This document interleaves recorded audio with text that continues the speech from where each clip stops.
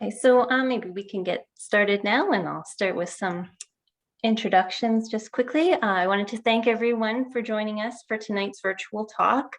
Sorry about the confusion about the timing, and thanks for joining us.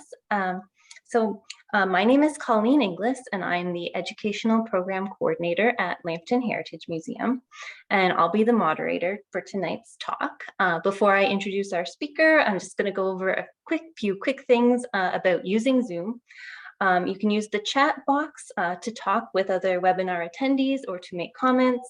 If you want to send a message to the entire group, just make sure that you've selected all attendees. To get the chat started, feel free to share where you're watching from tonight. I know we've had a couple people already chime in with where they're watching from. Put any questions in the chat box or the Q&A, and I will present them to our speaker at the end of her presentation. I'll be recording the presentation and sharing it by email to all of the invitees, all of the people who had registered. So Lambton Heritage Museum, in case you haven't been, it lies just across the road from Lake Huron and the Pinery Provincial Park. Our Lambton History Gallery is currently undergoing a complete renovation, but you can still visit. We have 5 historical buildings, 2 outdoor exhibition halls, and our indoor collection center. And we'd be happy to see you up at the museum. Tonight's speaker comes to us from another of Lambton County's museums. Christina Sydorko is the Educational Program Coordinator at the Oil Museum of Canada National Historic Site. Christina is a dedicated and enthusiastic educator with an Honours Bachelor of Arts from the University of Western Ontario and a Bachelor of Education from Windsor University. She spent 15 years teaching in the Lambton-Kent District School Board before moving to the Oil Museum. Christina is a recipient of the 2021 Award of Excellence in Programming from the Ontario Museum Association and the Lambton County Innovation Award winner for 2021. We're very happy to have Christina here tonight to talk about the early oil industry in Lambton County, environmental impacts, and our shifting attitudes towards the environment. Welcome, Christina. Thank you so much for having me. That's a wonderful introduction, and I'm a little nervous. So today we're going to get started. I'm going to share my screen. So if you do have questions, you can throw them in the chat. I might not get to them till the end, or please use the Q&A button. I want this to be a program where we feel safe and comfortable to share opinions. I will be focusing mostly on the historical aspects of the petroleum industry, as that's my wheelhouse up at the museum. So let me just get into sharing my screen, and we will get started. So Colleen, just give me a thumbs up that I can see that you can see my screen. All good? Awesome. So we're going to get started here. Let me just get my little cursor. And we're going to talk about the dawn of the petroleum industry and its relationship to the environment. This is really how did the people operating in this period of time really understand their environment and what were their attitudes in relationship to the pollution and the environmental impacts. So let's get started. Why oil springs? Why Lambton County? Why was oil and petroleum products first harvested here rather than anywhere else in the world? This is a National Historic Site. It is the first place that European settlers did harvest and sell commercial petroleum products. And it started with the Logan Report. In 1842, the Geologic Survey of Canada was commissioned to map the geologic resources of the land. This is after the treaties had been signed and the Crown had purchased the Huron Tract purchase and the Sombre Township purchase earlier in the century. So they were basically going out and saying, we've recently acquired this land from our Indigenous neighbors, and what do we have and how can we monetize and profit from these resources? So it was a survey and it was headed up by Sir William Logan.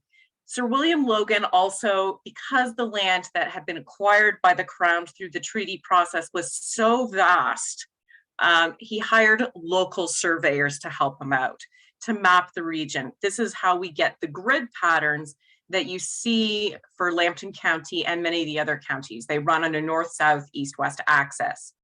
Alexander Murray was the local surveyor, and he documented the bitumen deposits located within the Great Inniskillen Swamp. On this map, you can see the swamp is right in this area in central Inniskillen Township. He declared that these bitumen deposits were suitable for production of illuminating gases, paints, and tars. Now, how did they discover them? Well, the indigenous populations were the first to be harvesting these resources. These resources were harvested for the use of a sealant for canoes, for traditional medicines and glues. And this knowledge, we feel, was shared amongst the population. Not only that, Oil Springs is unique in that it is a natural oil seep. The oil is oozing out of the ground in the grass and on the creek bed banks of the Black Creek. This information would have made itself readily apparent to anybody transversing the landscape. You can smell it. You can step in it. It is a resource that makes its presence known. So this environment has always had petroleum oozing out of the ground and into the waterways. This is a natural oil seep, hence the reason why it's called Oil Springs, because the oil naturally springs out of the ground, as you can see in these images. This image was taken from the front yard of the Oil Museum. So if we go out there on a really hot day, it is a bubbling crude. You can still see the petroleum deposits oozing up in these gum beds. Now, once we have it documented, we had a couple different individuals operating this sphere. We had the Tripp brothers who were first harvesting these deposits, and they were cooking them down to make asphalt. But it really wasn't until 1858 when we have James Miller Williams come into the area. He hand dug and then later drilled that first well in 1858. That's where we get the National Heritage designation from, is that first commercial oil well in North America. And yes, it does precede the American wells. So we have it officially documented that these were the first wells in North America to harvest oil, and not just harvest it, but sell it. So James Miller Williams was really heavily involved in the science. While the Tripp brothers were trying to sell this product as asphalt, James Miller Williams realized that transportation networks were terrible within Lambton County. Lambton County is swampy. The clay roads are nearly impassable half the year, and the other half of the year it is wet and gray. Kerosene was the product that he made. He was talking to scientists such as Abraham Gessner, who was a Nova Scotia chemist and geologist, who was using coal, and he was refining coal in a retort furnace to create kerosene. James Miller Williams said, this oil coming out of the ground, it can be refined into kerosene much cheaper, much more efficiently, and in greater quantities in Oil Springs. And that was the new business. And this was really important. Prior to this period of time, if it got dark at night, you went to bed. Oil for oil lamps provided a cheap and efficient, bright white light to light up the night. Prior to this, you were also using whale oil. Oil Springs is in central Ontario, southern Ontario, near the Great Lakes. There are no whales out here. Whale hunting was the primary source of illuminating oil in times previous. And I don't know if you know anything about whale oil, but you have to hunt down and kill whales, harvest them, and then sell the blubber. This was a really kind of complicated process and very expensive, whereas kerosene was cheap and efficient. So he formed the Canadian Oil Company to sell kerosene, and this was done through refining and harvesting on a large scale. The industry really gets its start with the Black Gold Rush.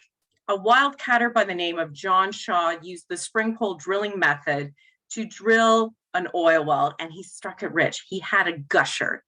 He was running out of money, and this gusher he struck in 1862. And a plume of oil spewed out of the ground, and thousands of barrels of oil flowed unchecked for 4 days. until it was brought under control by packing the well with leather seed bags filled with flax. This was both a great boon because he was going to make his fortune, he was going to make his money. If we look at it from the perspective of the environment, this was a bit of a catastrophe. You had oil gushing out of the ground for 4 days, covering the landscape and flowing into the Black Creek. Today we would go like, ugh, there's oil in the water and people drink the water and there's oil all over the landscape. But at this period of time, people were not so concerned about the environment. Their major concern was to lift themselves out of poverty, to make money, to find and make their fortunes. That was the goal at this period of time. There was no concern or stewardship for the environment. It was about controlling the environment to support man's well-being. So historical attitudes about pollution are very different than our current concepts about sustainable resource management. These current concepts about resource management and concern for the environment are only about 40 years old. If we take a look at some of these historical cases of oil extraction in oil springs in the 1850s and the 1860s, we can clearly see that exploitation without planning or forethought was front of mind. These people really were here to extract the resource, and they didn't fully understand all of the risks that were associated with resource extraction, nor did they really understand the consequences of their actions without forethought. Their goal was to just pull it out of the ground as quickly and as efficiently as possible and make as much money as they could, and that the consequences were negligible or were reasonable to them at that period of time. And we can contrast that with the approach that we see today. Today, it is all about cooperative relationships between industry, community, and the environment. Today, we understand that if you pollute the environment, that affects the local community and the local population. That affects human health and biodiversity, the air that we breathe, the water that we drink, and the fish that we eat. That these long-term consequences can lead to health negative effects. But in the 1860s, it was just like, this stuff's black, it smells kind of foul, but if I burn it, it's great. It provides light at night. You know, those that are a little bit sensitive to the smell, they're just a little bit overly feminine. There really was this concept of put up and the normalization of the product. So we go and we look at the smell, and the smell is the first thing you notice when you enter the Lambton oil fields. It is pungent. It is often described as the smell of rotten eggs. And the cause of this smell, this rotten eggy smell, is the sulfur dioxide that is oozing out of the oil. Oil Springs has sour crude. And how it's called sour because it does contain sulfur. So it is a sour crude, and oil companies today pay penalties on it. And the Canadian oil industry in the 1800s did have the reputation of being stinky and kind of foul. They called it the skunk oil. And it smelled very differently than, say, the oil that was coming out of the Pennsylvania oil fields. That was a sweeter crude. It had less sulfur in it, but a much higher wax content. So the smells were caused by the sulfur dioxide, the gases, and the particulate matter, the soot and the smoke that was coming out of the refining process. The air stank. It was the first thing you noticed, and it would claw at the back of your throat. It stank from the small salt ponds, the open tanks, the open pits, waste gasoline, because remember, they were only refining for kerosene. Gasoline was a refining byproduct, but it was kind of useless in the 1860s. The car did not really exist beyond a concept. gasoline wasn't useful until the early 1900s, until basically the First World War. So waste gasoline and other refinery byproducts were often dumped on the ground or in the nearest waterway. They really had the belief that the solution is dilution, was the common saying. So that in many historical societies where you dump your garbage in the harbor because the tides would take it out or the water would flush it away, not realizing that by doing this on a regular basis, the tide will come back in the afternoon, or that you are just giving this problem to somebody else downstream. That no matter how much you dilute this product, it will accumulate within the environment. But at this period of time, you just flushed it down the creek and it would go away. And they really had no concept or consideration for those that lived downstream. And in many ways, this is how people found out about the oil industry, particularly in 1862. We do have these oral stories that in 1862, the year of the gushers, oil was gushing out of the ground, going down the Black Creek into the Sydenham River and into the St. Clair. Passing ships would have their hulls scuffed and soured by this black crude. And when they pulled into the port of Toronto, the harbor master, being kind of a particular dude, would just go, what's with all the dirt? What's with why all this nasty, dirty ships? And then explaining, well, we passed oil springs. And this is the product that's coming out of the ground. That attracted a lot of attention and drew people in. But you can see how the environment was affected. Water wells, creeks, streams, and rivers all experienced oil infiltration at one point or another. And we often have reports of people complaining about the fish that they were eating, tasting of oil, the water tasted of oil, and housewives complained that they couldn't clean the clothes properly because the water itself was oily, and it was contaminated.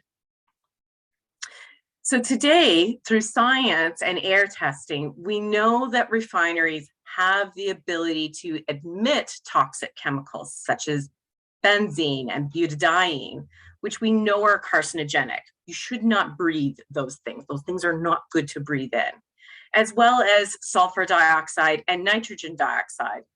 These are the rusty, mustardy clouds that you can see, or if you're old enough, you may remember hanging over the city. These cause respiratory distress and asthma. The petrochemical industry really kind of got its act together because this accumulation of foul smells and respiratory distress created enough interaction that they said, ooh, we gotta fix this. So responsible care came about as a program through the industry itself, deciding we need to fix this. This is a bad PR thing in the 1980s. And responsible care members, which Sarnia was the first petrochemical industry, the industry that is located within Sarnia-Lambton, was the first to join and help create responsible care, which is a commitment towards sustainability. And their goal was to do the right thing and to be seen doing the right thing. So the public had to know that you were doing the right thing because the public didn't think you were doing it. So you had to demonstrate it. And part of this was to innovate. In the past, when you were refining in these types of stills so that were open vented straight into the atmosphere. Responsible care came in and said, we're not doing that anymore.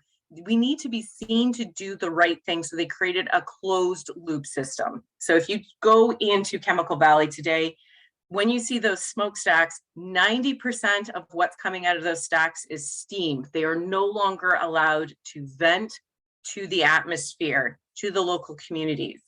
And they have innovated greener and safer processes. And they work continuously to do that.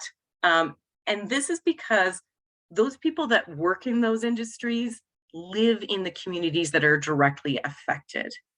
Currently, Clean Air Sarnia and area, CASA, has 12 monitoring stations that are located along the St. Clair. and data is shared in real time and published on their websites for all to see. So if you want to know what the sulfur dioxide levels are on any given day at any given hour, you can go to their website and you can get real-time updates, and you can ask for alerts. And this is really important in striving to eliminate acid rain. And that is because we do have breathing issues within this community. The air is really important. And if you're of a certain age, you can remember seeing the smog when you pulled into town. You can remember seeing this brown, rusty, mustardy cloud that used to hang over the city. And the populations at these times normalized it because you have generations within this community that had lived with that smell. The smells were, at that time, the expression was, that is the smell of money. And money smells a little bit foul. That is the smell of money, and you can step in the money in Oil Springs. Really, the public was deciding and normalizing the pollution for financial gains to lift yourself out of problems with your physical environment. And it was really women at this period of time were allowed to complain about the smells, but men, in some of the oral stories that we see, were really shamed for being upset about the smells, that it was considered a personal toughness to be able to tolerate the smells. The problem with the smell is that anybody else from outside the community really noticed how bad it was. And that's because those that lived within the community, they would smell these smells, they would feel these, it would hurt your eyes. They normalized it. And in many ways, they went nose blind. So we've all heard that commercial, nose blind, to cat smells or fish smells. The population here went nose blind to the smells of the gases and to the waste products within their environment, because it was like that when I was a kid. It was like that when my parents were kids. This was a normalization of polluted environments or of toxic smells. And it was considered a strength to be able to tolerate these smells, and that only women and children and people from outside the community would complain about these smells. And it was really evident when you went to Europe, when they were trying to sell these products, the Europeans did not like them. But going back to that localization, and when we really talk about 1862 with the oil bursting out of the Shaw well and running across the fields, this raw crude oil did really penetrate the landscape in Oil Springs. But not only did it affect Oil Springs, by 1866, you have this affecting Petrolia. Petrolia was the next oil field. So you have this migrating pattern of people harvesting a resource, and this resource being really important to the population's financial well-being and the economic necessity, that people were really not looking out for how this affected the local environment. So in 1862, there were 30 gushers, and Alexander Witchell was a geologist, and he estimated that about 5 million barrels flowed into the Black Creek during the Black Gold Rush that year. And there were enterprising individuals that started secondary industries. So these secondary industries really emerged to skim oil off the Black Creek. Well, today we would go environmental cleanup. They were doing this environmental cleanup for profit, because you could skim enough oil off the Black Creek and the Bear Creek, and then you could put it in barrels and sell it. Just simply scooping it up and letting it settle. Oil will naturally separate from water. We see it already in the oil fields today, that you will have natural separation, and they could earn a tidy profit just skimming the oil off the Black Creek. And this was also really good for environmental cleanup, because if you're cleaning it up off the creek, it's not flowing down river. Other enterprising individuals, like this gentleman that we see here, saw new business opportunities to provide fresh water. Like I said, the environment is quite porous in Lambton County, and you had oil at this period of time infiltrating most of the water wells. Oil was infiltrating the water wells that there was always some oil in the water that you were drinking. Now, over time, it would be normalized that your water would always taste a little oily, and that would have just been something.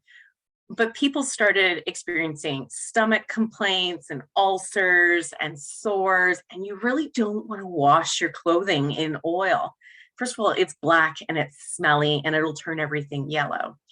So we have this individual who was selling fresh water that would be trucked in a water tank for a penny a pail. And you would every day buy a couple pails of fresh water for yourself to drink. And that would be what people would do at this period of time, is they would buy fresh water. And it became so much of a problem that the community was actively looking for solutions because they didn't have enough fresh water. As much as you are making money off of the oil and the refining and the marketing and the processing of this terrific resource, it's also really detrimental to your health. If you can't drink and it becomes an issue, who has clean water? And this is another expense to live in the environment. You need to find some solutions to it. So they did. By 1866, so you have 30 years. 1866 is the year that Petroleum incorporates, and you've got its first oil wells. By 1896, the population of Petroleum had enough. They need a solution to the water problem. There's no clean drinking water. And since clean drinking water was getting increasingly difficult to find, they had to put forth the money to build a pipeline. And they had to build a pipeline from Brights Grove on the shores of Lake Huron, and they ran pipe to Petroleum, wooden and metal pipes, to provide clean, fresh drinking water for the residents. Because you need water for human health, to water your animals, to water your garden. Water was really important. And you need water for fire protection. What happens if there's a fire in town? And all of these things. This was really important, and the population needed clean water. So they looked, and instead of cleaning up the spills, they had to import water from Lake Huron, which was clean and not contaminated, as the creeks and wells in the community were at this period of time. We also have fracking going on, which are low-grade explosions using nitroglycerin torpedoes, which further muddied the system. And also, there's no real regulations. So if you owned land, you could drill as many wells as you could, as long as they were productive. So it wasn't this scarcity of resource. It was hurry up and get it out of the ground as quickly as you could. Fire was another hazard that was ever present within the early oil industry. There was never an easy way to extinguish the flames. Normally, if you had a tank and it started to catch on fire, you would chop a hole in the tank to release the oil so that it wouldn't catch the field on fire. This was a problem when water wells were contaminated with petroleum. So while you were throwing water on a fire, in fact, with the water wells being contaminated themselves and full of petroleum, you were adding fuel to the flames. So you were fueling the fire with more oil and thus spreading it. And in August 23rd of 1867, there was a great fire. There were several fires. They were notably started by somebody going to check on a rig with a lantern and it getting smashed. So carelessness with a lantern or a cigarette is often blamed for these fires. The Petroleum Fire of 1867 burned for 4 days, and they could not bring it under control. The flames reached 30 feet in height and produced thick black smoke. And you can see that we have refinery fires and that we have fire brigades. Petroleum even had 2 fire stations. We can see this is an image that was painted long after the fact of the first engine. This engine was used in the 1880s. It was a horse-drawn steamer, and it was racing to a fire on Tank Street in Petroleum. Fire was a huge problem and fear for the local population.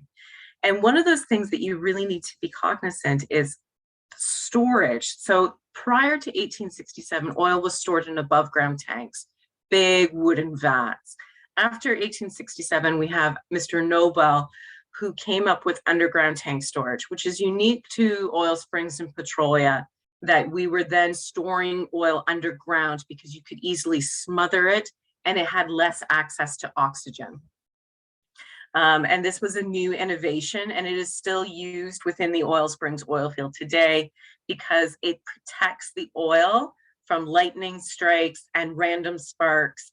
And it's a much safer system at this period of time. There are new regulations today regarding oil, but at this period of time, underground tank storage became the new normal. So we have a series of things within the 1800s dealing with pollution and the normalization of smells and oil infiltration within the environment. This continued throughout the 1900s. And up until 1985, we have this ongoing refining mantra of the solution is dilution, that we should just, if we put enough water to go, we'll dilute it so it's below concentration levels and it'll just disappear and it will not be a problem. That is until 1985. So if you're of a certain age and you live in the community, you may remember the Sinclair Blob. Divers in the Sinclair River discovered a thick chemical mass pooling at the bottom of the river. The media coined the term the blob. And it's because the diver that was swimming down there, as he found this, he swam through some of it and it literally melted his goggles on his face. It was so toxic, it ate the plastic and rubber seals and dissolved them as the driver was swimming through it. This was quite a spooky event. It was the result of a Dow chemical spill of petrochloroethylene, which is a dry cleaning solvent. It was combined with many of the other chemicals. Some chemicals are quite heavy and they will sink into the nooks and crannies of the river. And they just kind of pooled at the bottom. Oops. And so all after many decades, this tarry, thick blob of chemicals was sitting at the bottom of the Sinclair River. And the media got a hold of it and it was really brought to public attention that these spills had been ongoing. Now, petrochloroethylene is a unique chemical in that it causes oily products to coagulate and form a mass. And it is one of these things that it then gathered all of these things that had been dumped over long periods of time into this mass. When the media and the public became aware of this, this was the end of that mantra. The years of normalization of chemical spills with lack of regard for human health or environmental health really were no longer acceptable. The public was no longer willing to put up with this type of pollution in their communities. And both sides of the river, the Americans and the Canadians, came together to change this. So they changed the way that spills and pollution were perceived in Sarnia-Lambton and in the surrounding communities. There was no longer, yes, you are making money. That was no longer just the only acceptable thing. You could still make money, but we cannot damage the environment in that process. This is an image from 1985 about the blob where they are actively sucking it out. It was a multi-million-dollar effort to remove the blob from the Sinclair. It was cleaned up. It was an embarrassment to the industry.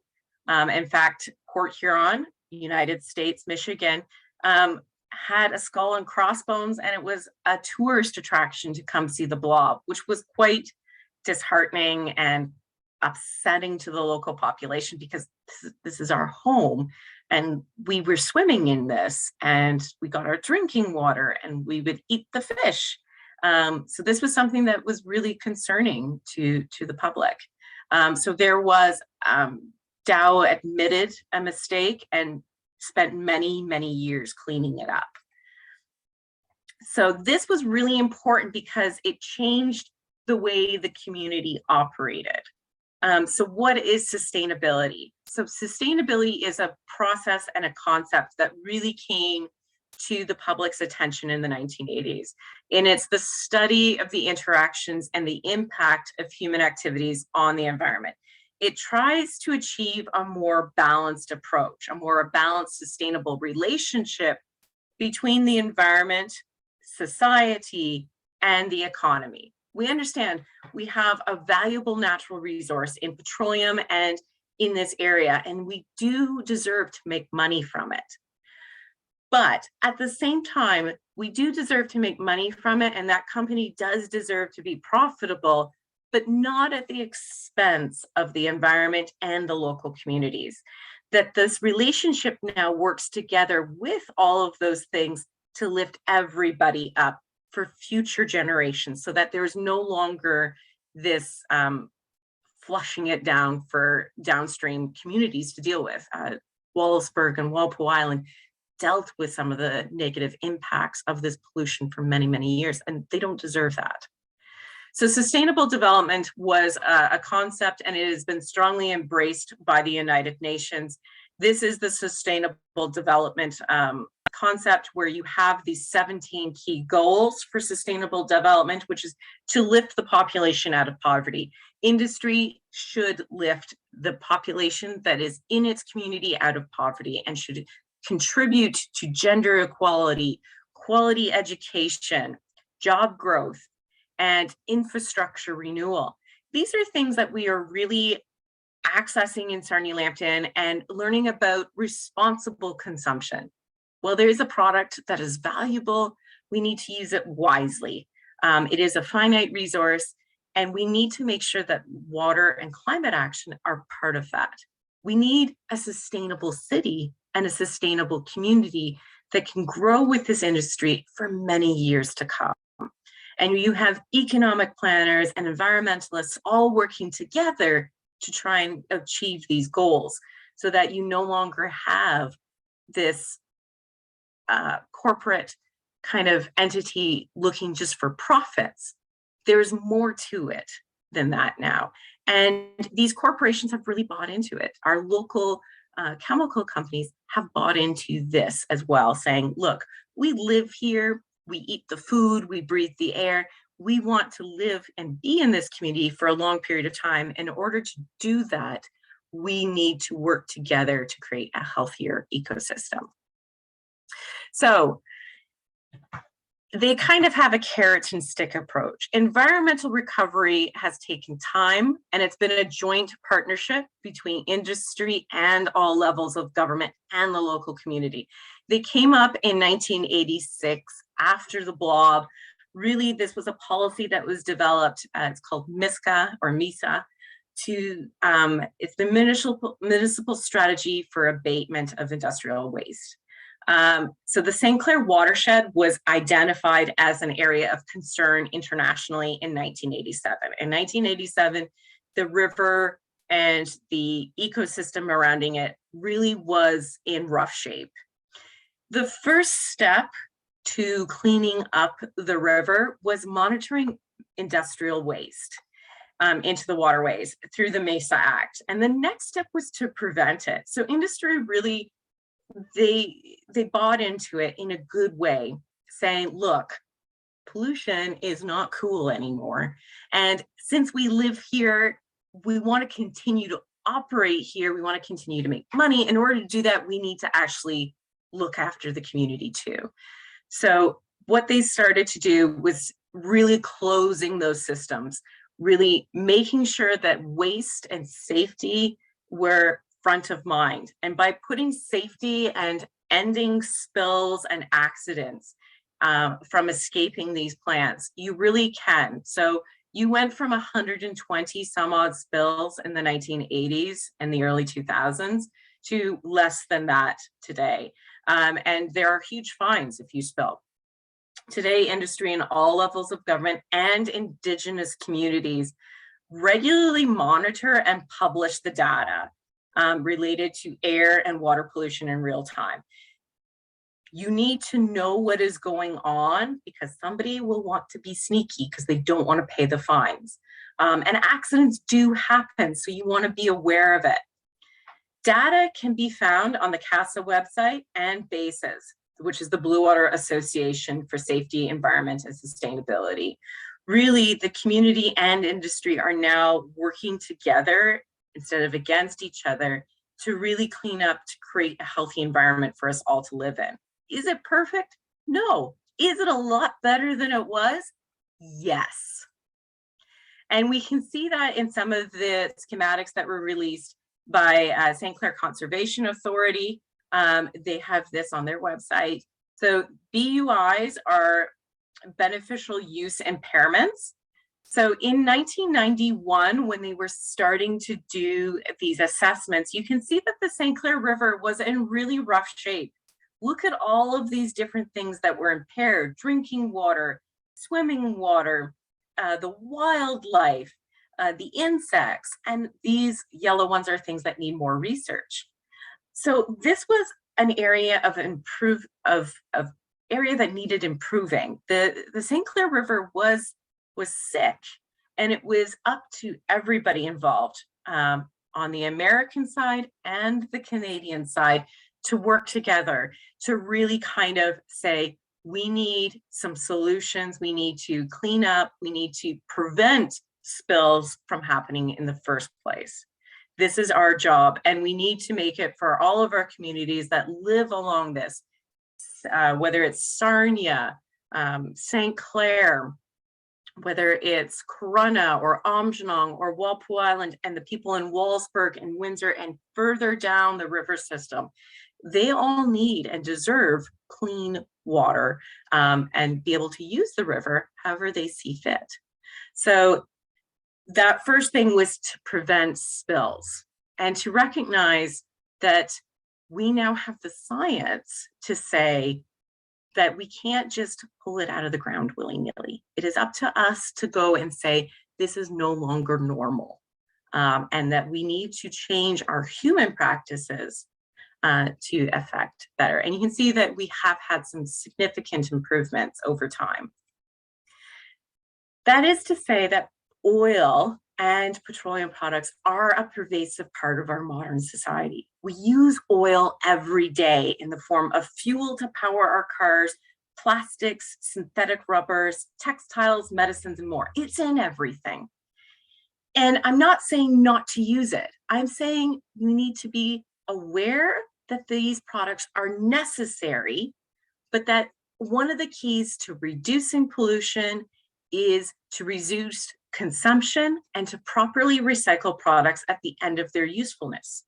It's also necessary to innovate, and the petroleum industries in our communities have been innovating.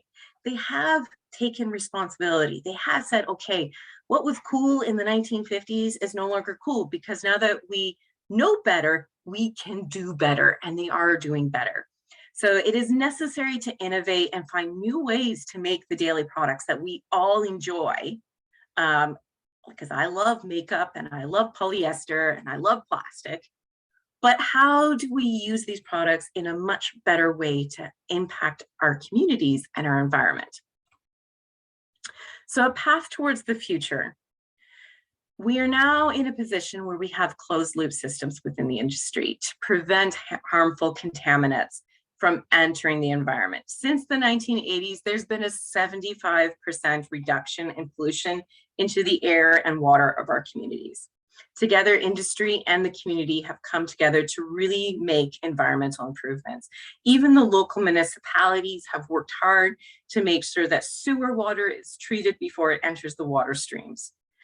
We are making these local improvements, and we no longer normalize pollution. It is no longer this thing that we are nose blind or sight and taste blind to.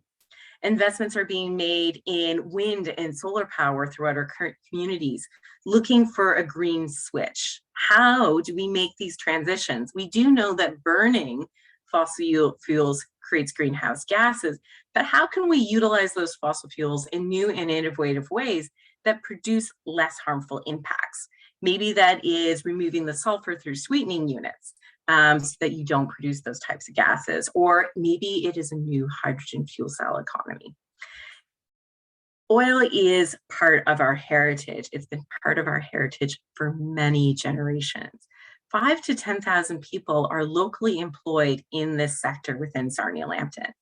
And it is part of our sustainability as a community to balance these needs and provide high-skilled, high-paying jobs for our community that create the products that we so want and desire, but also really thinking towards the future.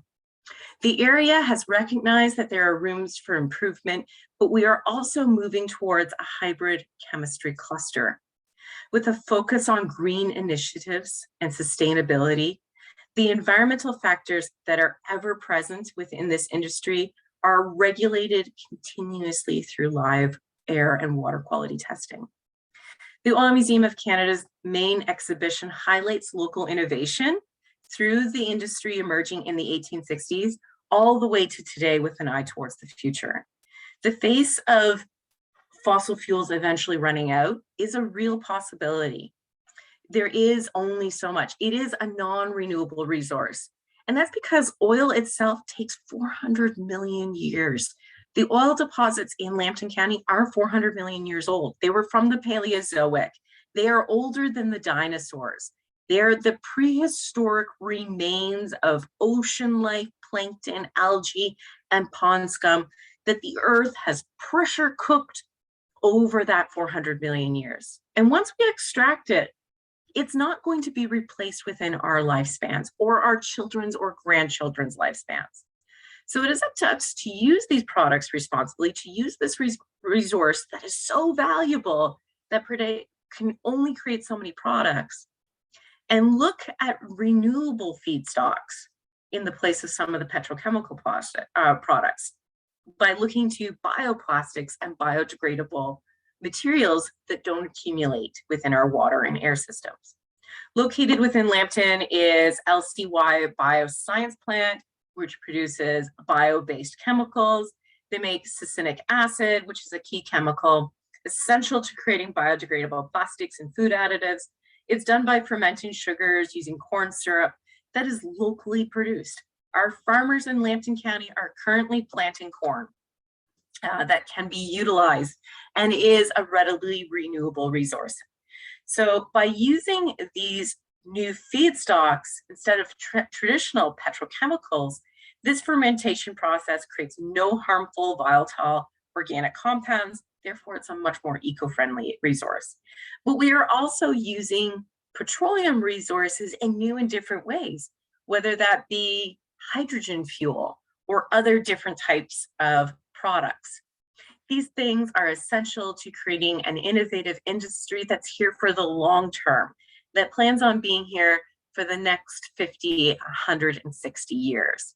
So while we have this wonderful innovative legacy of finding a raw product and thinking about all the different ways we can use it that shaped our community, let's keep moving on that innovation front and seeing, where does sustainability take us? How can we take the creative energy of our local population that is so innovative, that has the built-in infrastructure to create something new for a new generation that we can feed our energy-hungry society? So that's a little bit from me. So all of our information was sourced from Oil Museum of Canada. I did the research myself. Lambton County Archives and Archives of Ontario have shared some of their images with permission, and we have some of the other different sites. I'm going to stop sharing here and I'm going to open it up to questions and answers. Feel free to ask me anything you want. I don't know everything. I am an educational researcher at the Oil Museum, so I do know a few things. Thanks, Christina. That was wonderful. Very informative and definitely interesting. It's a little bit horrifying what it used to be like, and it seems like we've made some great headway there. We really have stopped normalizing kind of that you should just put up with the smells or put up with certain things because it's been done that way for generations. Now we're really about safety and these new innovations, and we no longer tolerate unclean air or unclean water. So if anyone has any questions, feel free to add them into the Q&A or into the chat, and we can pass them over to Christina. I did actually have one myself. You had the graphic with all of the items up there that were made from oil and gas. Which was the one that was not? I can't remember off the top of my head. I'm pretty much sure everything in the graphic is made from oil and gas. Oh, so maybe it's a little trick question. I think it's a bit of a trick question. Okay. I have another question, actually. Is there any sources of data about people who measured stuff even anecdotally long ago to kind of go into investigate that sort of thing? We do need a large historical study from how did oil and gas pollution affect the historical population in the 1860s. We really don't have conclusive data. We do know that refining shortened lifespans. We do know that certain aspects of the refining industry cause carcinogenic side effects. But from the 1860s, 1870s, we don't have that data. People died very young.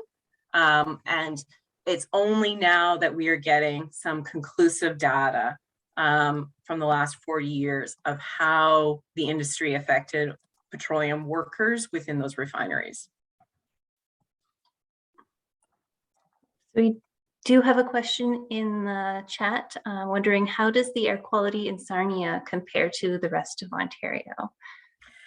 So air quality in Sarnia is continuously monitored, and it's one of the few places in Ontario, there are 12 continuous air quality monitoring stations. What you really need to do is figure out what are those parameters. So air quality in Ontario has greatly improved over the last 40 years. So if you were to look at data from 40 years ago, there would be a lot more sulfur dioxide and nitrogen dioxide, which is kind of that rusty chemical. I can remember 20 years ago driving into Sarnia, seeing that cloud, that mustard cloud that hung over the city when I would go into work at the schools.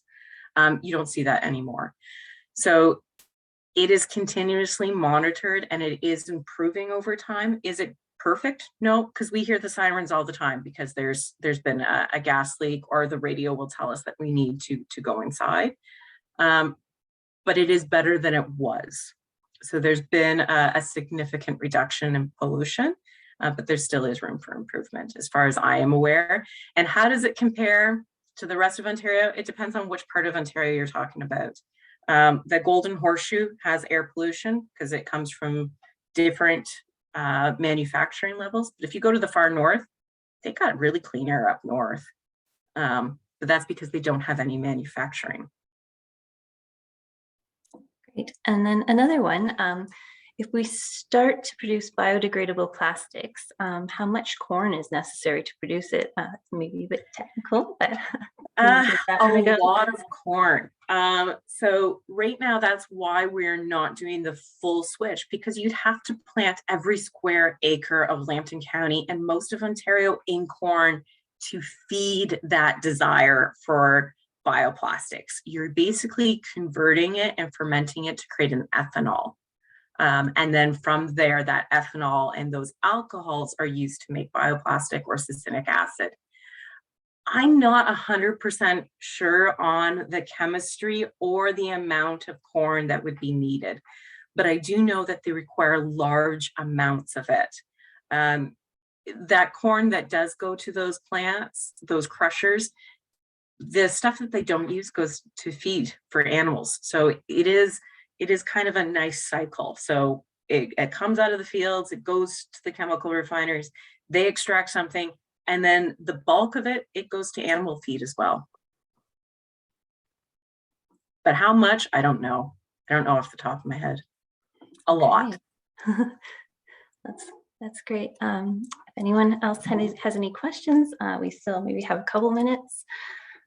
I know one thing that always strikes me, I don't know if it's, necessarily related to oil production or just the level of industry and that there was long ago, but you do see like the pictures of the oil fields with the oil derricks, but there's no trees to be seen. And I know that, they would be cut down for many things like, building and for, keeping the boilers running and burning down. But that's one thing that always strikes me as a different kind of side of the environmental. Well, the oil field itself is quite small. Like the Oil Springs oil field is only about 500 acres, but it required huge amounts of wood to feed those boilers. But everybody, well, some people were oil drillers, most people were farmers. So the secondary industry of Lambton County is agriculture, and agriculture is so important to people of the 1800s and early 1900s. Everybody had their own family farm where you could feed yourself and you could sell your crops.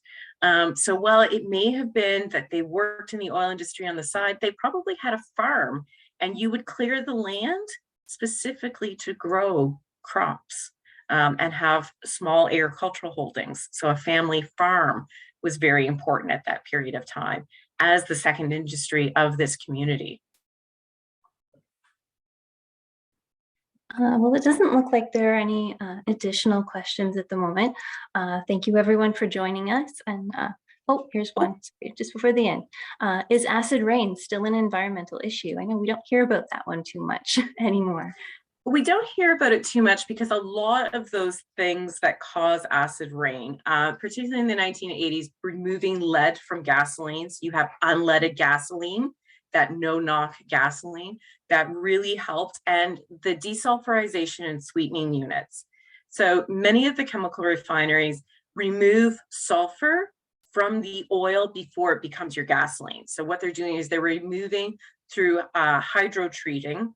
They're bombarding the oil or the gasoline molecules with hydrogen, hoping to knock off those sulfur ions. And what they're doing is they're creating a much greener product. So chemical innovation is really important to creating a product that is much greener, that produces less greenhouse gases. Sulfur dioxide is a nasty greenhouse gas. And if you can remove that before the gasoline enters your car, if you can remove the lead before it enters your car, that's a much cleaner burn when you do have a combustion burn within a car's engine. And that's something that's been locally developed, and it's awesome. All green initiatives and innovations are great. And one I more. also work in an oil museum, so. One more question. Wondering, where do the Sarnia refineries get their feedstock? So Imperial Oil in Sarnia receives the oil products from the Oil Springs oil field. So Oil Springs still produces about 36,000 barrels of oil annually. Petroleum still produces oil. All of that raw crude will go to the terminals in Sarnia, and then it is sold at market value, depending on how much sulfur is in it, to the refineries. So it is sold directly to Imperial Oil. Imperial Oil holds the contracts for local Ontario oil, and Imperial Oil has held those contracts since 1880. They have the specific patents, and they know how to process that local crude. And that has been the established since Imperial Oil was locally formed in Lambton and London, Ontario at that period of time. So that local industry really had its start here in today. So when you go to a gas station and it's Esso, that's Imperial Oil's retail arm. The rest of the bulk feedstocks of oil that comes into our community comes in through the interprovincial pipeline from Alberta. So a lot of raw crude comes in from Alberta through the interprovincial pipelines that come in. And I think Enbridge is the one that looks after those pipelines, and they provide about 90 to 95% of all the crude that is used by the three major petrochemical refineries, which is Shell, Suncor, and Imperial. Those are the three oil refineries. They're the ones that produce your gasoline. It is locally produced out of local Alberta crude is mostly what it is. So if you go to Shell, it's Alberta crude. It's coming in from Alberta, and they produce quality products in a safe and efficient manner.